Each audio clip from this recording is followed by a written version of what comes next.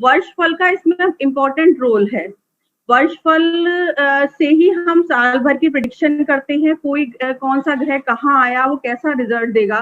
Suppose Shani 10वें और 11वें घर में बहुत अच्छा रिजल्ट देता है, लेकिन अगर वो वर्षफल में 6th हाउस में आ गया तो वो बहुत ज्यादा परेशानी क्रिएट कर देगा, आपकी जॉब में भी बहुत प्रॉब्लम दे देगा और घर में बीमारियां भी ला सकता है, तरह तरह की वो प्रॉब्लम दे सकता है। तो फिर हमें उसके उपाय के तौर पे ये बोला जाता है कि अगर जब शनि छठे घर में आपका आया हुआ है तो आप लेदर आइटम का यूज ना करें तो ठीक रहेगा। अभी मैं बात करूंगी ग्रह एवं दशा चक्र पर। ये बहुत इंटरेस्टिंग टॉपिक है और इसे हर एक कोई मतलब अपनी एज के हिसाब से अपने आप कैलकुलेट भी कर सकता है। जैसे शनि है, जब से बच्चा पैदा होता है और 6 साल तक इसमें शनि की दशा चलती है। शनि से रिलेटेड इसमें रिजल्ट्स आते हैं, जैसा आपकी कुंडली में शनि बैठा होगा वैसे रिजल्ट आएंगे। सपोज जैसे बच्चा पैदा होता है 6 साल तक, अगर शनि अच्छा बैठा है तो फादर की जॉब में प्रमोशन हो सकता है, उनका घर बन सकता है क्योंकि मकान का भी कारक शनि है। तो इस तरह से शनि से रिलेटेड रिजल्ट आते हैं। शनि पैरों का भी कारक है, तो जैसे बच्चा माँ की गोद में होता है, फिर क्रॉलिंग करता है, फिर धीरे धीरे चलना शुरू करता है। 6 साल तक इस तरह की एक्टिविटीज ये सब होता है। फिर 7 से 12 तक राहु की दशा होती है। 7 से 12 साल तक राहु की दशा होती है। राहु के विषय में सभी जानते ही हैं। राहु एक कहते हैं कि 6 साल के बाद बच्चा नटखट होने लगता है, वो शैतानियां उसकी शुरू हो जाती हैं, नई नई चीजें सीखता है। राहु हमारे विचार हैं, न्यू न्यू इन्वेंशन है, तो नई नई चीजें बच्चा सीखता है, स्कूल जाता है, नई नई वो शैतानियां सब चीजें सीखता है। तो 7 से 12 राहु की एज कही जाती है। केतु 13 से 15, 13, 14, 15। तो देश काल पात्र के हिसाब से पहले उस एज में गुरुकुल चले जाते थे या कुछ है, लेकिन अब हम कह सकते हैं टीन एजर्स 13, 14, 15 बच्चे में जो चेंजेस आते हैं वो 13, 14, 15 में ही आते हैं। और बच्चा थोड़ा माँ बाप से थोड़ा आइसोलेट होना शुरू हो जाता है, वो नई नई चीजें सीखता है। फिर 16 से 21 साल बृहस्पति की एज कही गई है। तो बृहस्पति की एज में पहले जो है वो काम पर चले जाते थे, नौकरी व्यवसाय के लिए चले जाते थे, लेकिन अब हम ये कह सकते हैं 16 से 21 तक बच्चा डिग्रियां लेता है। जैसे 16 साल में 10th कर रहा है, 18 में 12th कर रहा है, उसके बाद ग्रेजुएशन को जाता है। तो हम इसमें बृहस्पति पढ़ाई शिक्षा का भी कारक है, तो हम ये बोल सकते हैं। सूर्य की एज इसमें 22 से 23 2 साल होती है। सूर्य डिग्री का भी कारक है, मान सम्मान का कारक है, तो हो सकता है उस एज में उसे गवर्नमेंट जॉब मिल जाए, या जो भी सूर्य से रिलेटेड इवेंट्स उसके होंगे या फादर से रिलेटेड जो भी इवेंट्स होंगे वो होंगे। चंद्रमा की एज 24 साल। चंद्रमा धन का भी कारक है, उससे नौकरी भी मिल सकती है, धन मिलना शुरू भी हो सकता है, या नई पढ़ाई भी शुरू, जॉब में जाके हम कोई और एजुकेशन लेते हैं वो भी कर सकते हैं, हायर एजुकेशन के लिए भी जा सकते हैं। शुक्र 25, 26, 27 उस एज में शादी, लव जो भी है रिलेशनशिप वो होता है। तो ये शुक्र की एज बताई गई है। मंगल की एज 28 से 33 साल, यानी उस एज में जो हमारे शरीर में परिवर्तन होता है, हमारे बच्चे होते हैं, जॉब में इंक्रीमेंट, जॉब भी चेंज होती है, मंगल जॉब का भी कारक है, तो वो भी बोल सकते हैं हम और चेंजेस करते हैं। और मंगल भूमि का भी कारक है, तो हम भूमि खरीदते हैं, ये सब हो सकता है। बुध की एज 33 से 35, 33 से 35 में ये भी कह सकते हैं हम व्यापार कर सकते हैं, या बहन की शादी है, बुध से रिलेटेड हमारे इवेंट्स होंगे। ऐसे 35 साल का चक्र चलता है। और सिर्फ 36 से 41 फिर की एज, इस तरह से ये 70 साल तक फिर वो चलती है। ये चक्र जो हमारी 36 साल के बाद चलेगी वो हमारी खुद की होगी। पहले तो हम अपने पेरेंट्स पे डिपेंडेंट होते हैं, तो 36 से 41 में कह सकते हैं हमने घर बनवाया या कोई न्यू प्रोफेशन लिया, हम ये कह सकते हैं। 42 से 47 कुछ राहु से रिलेटेड, राहु हमारे ससुराल का कारक है, तो उससे रिलेटेड इवेंट हो सकते हैं, ये कह सकते हैं। अब इसमें जन्म वक्त का ग्रह बताया गया है, इसमें दशाएं इसी से ही, अभी टाइम कम है, मैं इतना डिटेल में तो नहीं बता पाऊंगी।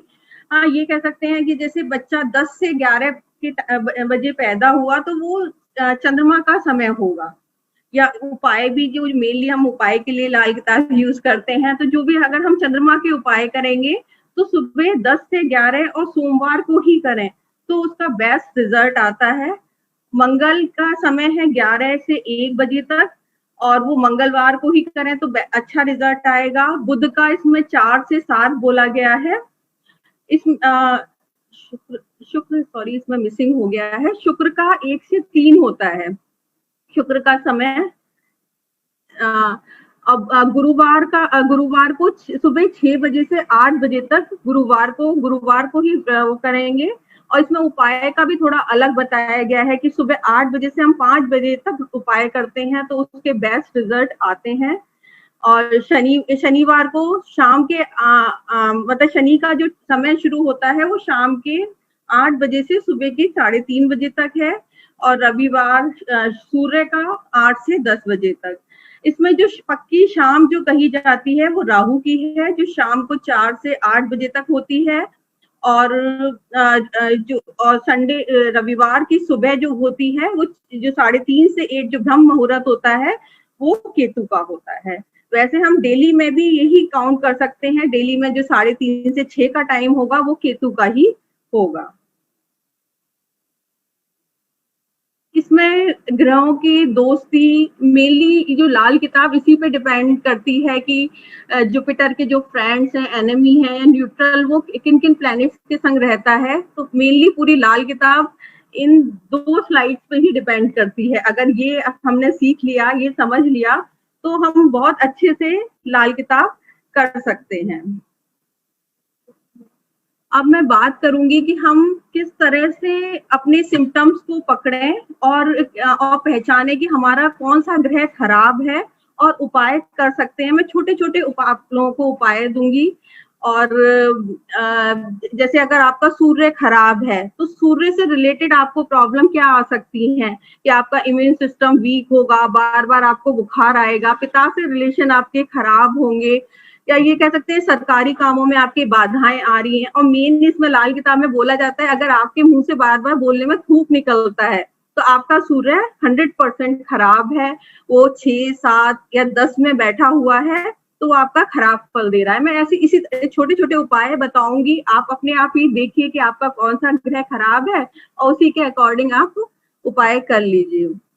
जैसे सूर्य अगर आपका खराब है तो आप जब भी बाहर निकले तो थोड़ा सा मीठा खा के, गुड़ सूर्य का कारक है, तो गुड़ खा के ऊपर से पानी पी के निकलेंगे तो आपको किसी भी काम में बाधाएं नहीं आएंगी, आपके रुके हुए सारे काम बनेंगे।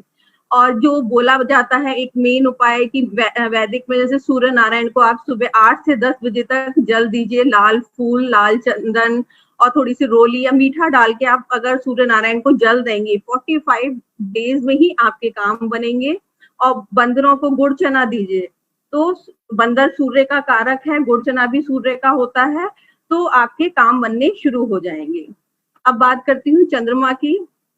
चंद्रमा को हम कैसे देखेंगे? लिक्विड कैश का कारक लाल किताब में चंद्रमा को कहा गया है। आपका मन मतलब आपका धन नहीं टिकता है, मन में अस्थिरता रहती है, डिप्रेशन रहता है, माँ से रिलेशन आपके खराब रहते हैं, या माँ को बहुत शारीरिक कष्ट रहता है, तो हम ये बोल सकते हैं कि आपका चंद्रमा खराब है। तो चंद्रमा को खराब करने के ठीक करने के लिए आप हमेशा चांदी के ग्लास में पानी पिया करिए। पानी, दूध, सब चीजें आप चांदी के ग्लास में लीजिए। और ज्यादा से ज्यादा जो है गंगा जल अपने घर में स्थापित करिए, नॉर्थ ईस्ट या नॉर्थ वेस्ट में, तो आपका चंद्रमा ठीक होगा। माँ की सेवा करिए, माँ के पैर छू के आशीर्वाद लीजिए। अगर माँ नहीं है तो माँ समान जो भी लेडीज हैं बड़ी, उनके पैर छुइए, या मौसी हैं उनका सम्मान करिए, तो आप चंद्रमा को ठीक कर सकते हैं। अब बात करती हूँ जुपिटर गुरु की। अगर आप कैसे सिम्टम पकड़ेंगे? अगर आपका बार बार सोना खोता है, या आपको अस्थमा की प्रॉब्लम है, आपके दादा से या आपके गुरुओं से आपको आशीर्वाद नहीं मिल पाता है, तो आपका जुपिटर खराब है। उसे कैसे आप ठीक करेंगे? जुपिटर को ठीक करने के लिए हमेशा केसर का तिलक नाभि, जुबान और गले पर केसर का तिलक लगाइए और गले में हमेशा गोल्ड चेन पहनिए, तो उससे जुपिटर ठीक होगा। केले के वृक्ष में जल दीजिए या पीपल की सेवा करिए, उससे आपका ठीक होगा। और अपने दादाजी से, अपने बड़ों से, शिक्षक से, गुरु से पैर छू के आशीर्वाद लेते रहिए, तो आपका जुपिटर ठीक होगा। अब बात करती हूँ मंगल की। मंगल को हम कैसे देखेंगे खराब है?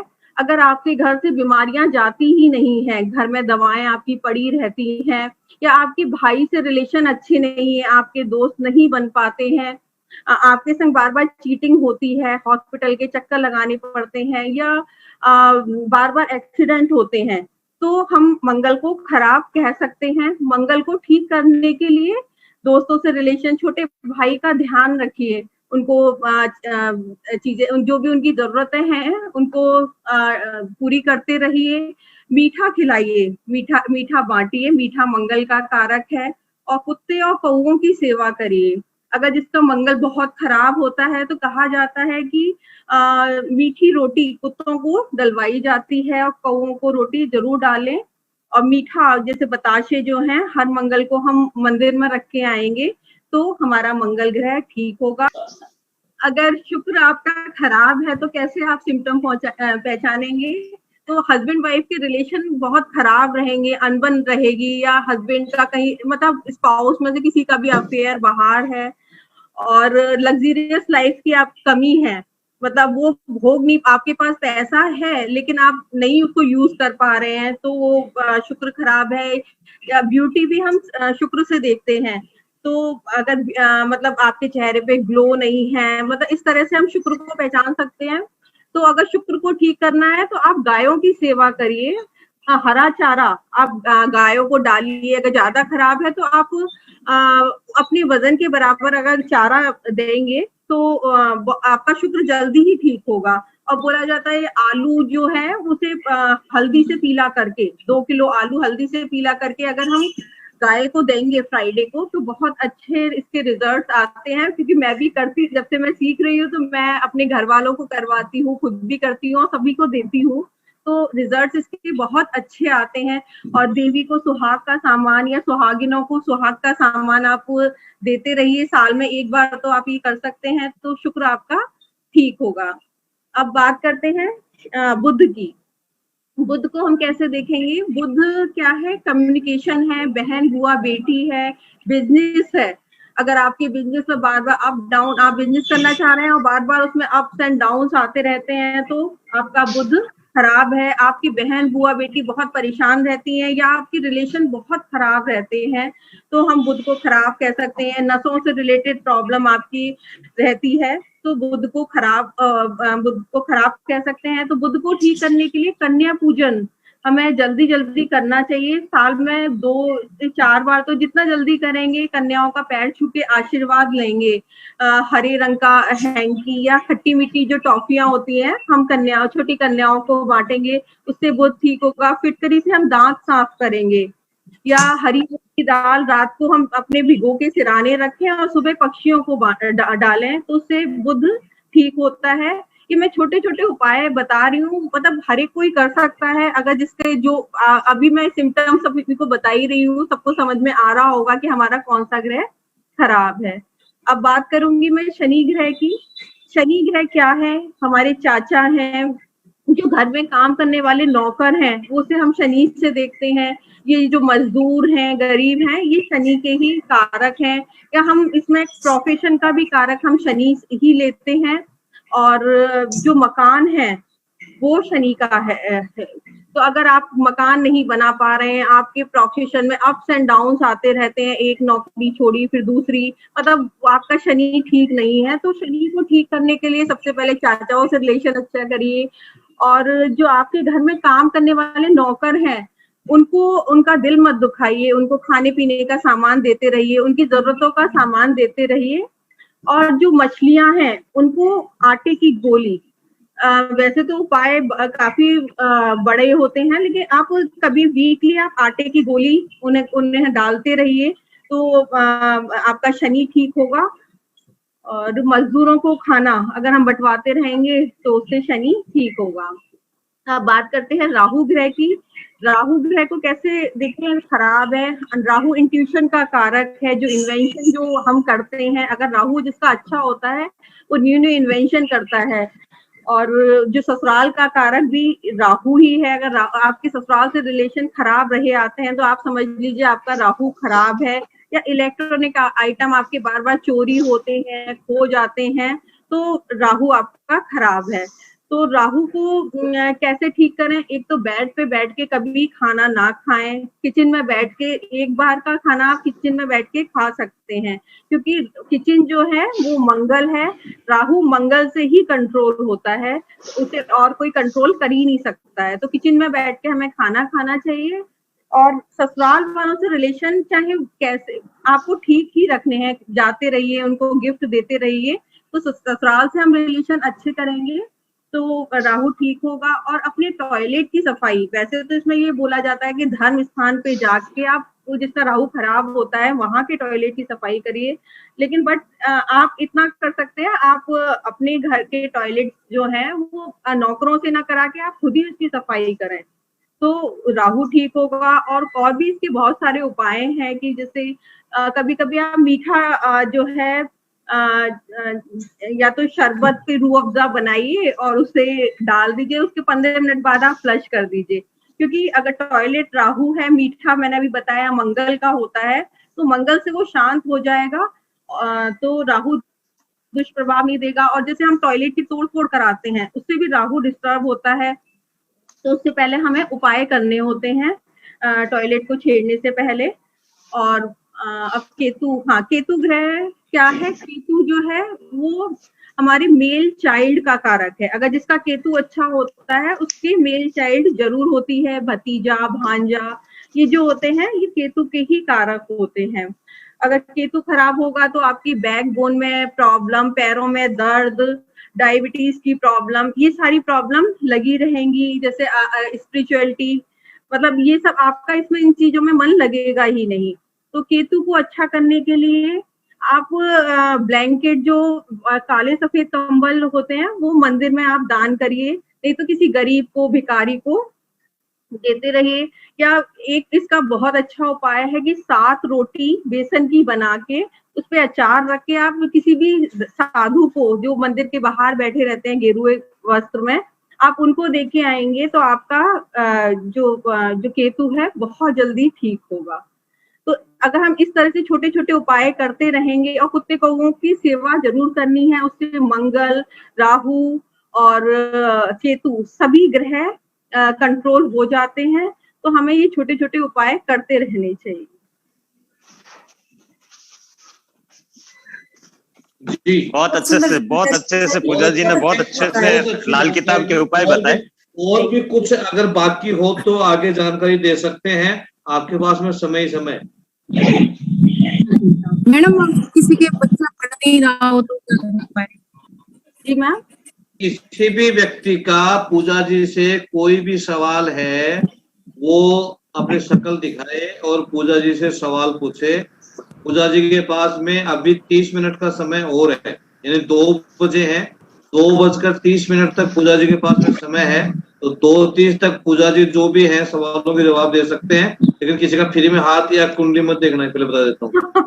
नहीं, हाँ बिल्कुल सही है। मैं तो ये बोलना चाहूंगी सर कि लाल किताब मेरे को बहुत कॉम्प्लिकेटेड लगती थी, और पूजा जी से जब से हम लोग का संपर्क हुआ वो इतने अच्छे से हम लोगों में, मुझसे पूछिए कितनी कॉम्प्लिकेटेड है वो समझने में आपने, लेकिन गागर में सागर भर दिया Puja ji. Looking forward to learn it from you. बहुत अच्छा, बहुत कम शब्दों में छोटी सी प्रेजेंटेशन है, लेकिन रियल में बहुत ही इम्प्रेसिव, बहुत ही बढ़िया। थोड़ा सा ऐसा क्या कि हो सकता है इन्होंने ऑफलाइन तो कभी प्रेजेंटेशन दी होगी, लेकिन ऑनलाइन प्रेजेंटेशन का शायद पहला मौका होगा। फर्स्ट टाइम ही है, आपने मुझे तो थोड़ा